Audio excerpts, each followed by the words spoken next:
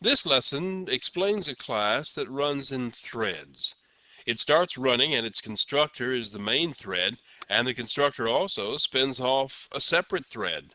Both threads, running independently, go into infinite loops and display lines of text as output at regular intervals.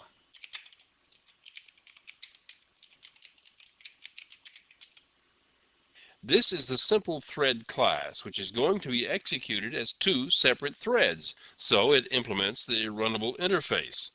The only requirement of a class that implements this interface is that it contain a public void run method. We'll get to the run method in just a minute, but right now let's look at some of the other things contained in the class. This is the declaration of a thread object. It's declared outside of any method, so we'll be able to address it from any method of the class. This accessibility comes in handy under certain circumstances, but we're not going to be doing anything that complicated with this first demonstration of threading. Here is the top of the constructor where the thread object is created. Any valid object could be specified as the argument to the thread constructor. The requirement is that an object of the runnable type be used as the argument to the constructor, and since the current object is a runnable object, it can be used to construct the thread. There is nothing else to do in the constructor, so the start method is called to put the thread into action. At this point, the thread named other goes off on its own and does things in its own time. This while statement is what is known as an infinite loop.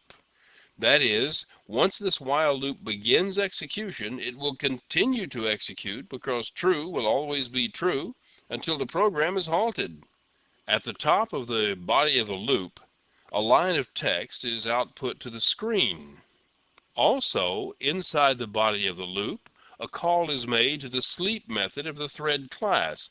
Now, this is a static method, so it doesn't have to be called from any object of the class. Anybody can call it from anywhere.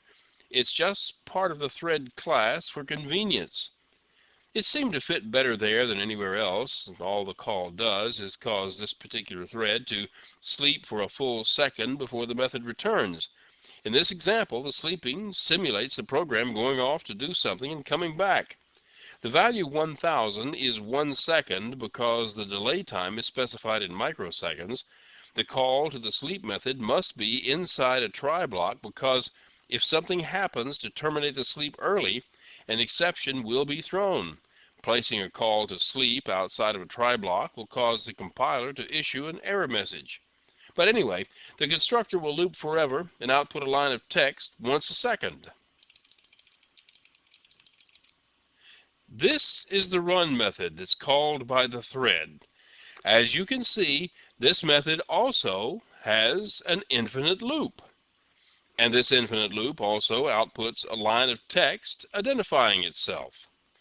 There is also a sleep method in this loop, but in this case, the sleep pauses for 2.6 seconds between outputting lines of text. This means that the main thread will produce more than twice as many lines of output as this other thread. Compiling and running the program looks like this.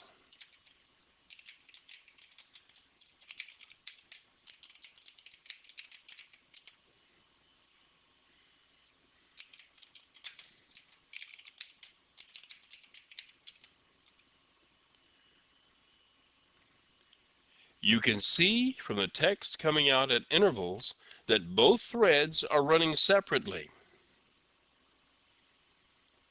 Each one is doing its own thing in its own time. This is going to help us with animation by allowing the program to pay attention to the mouse and keyboard at the same time it's painting one frame after another of the animated action. A rudimentary form of doing this is in the next lesson.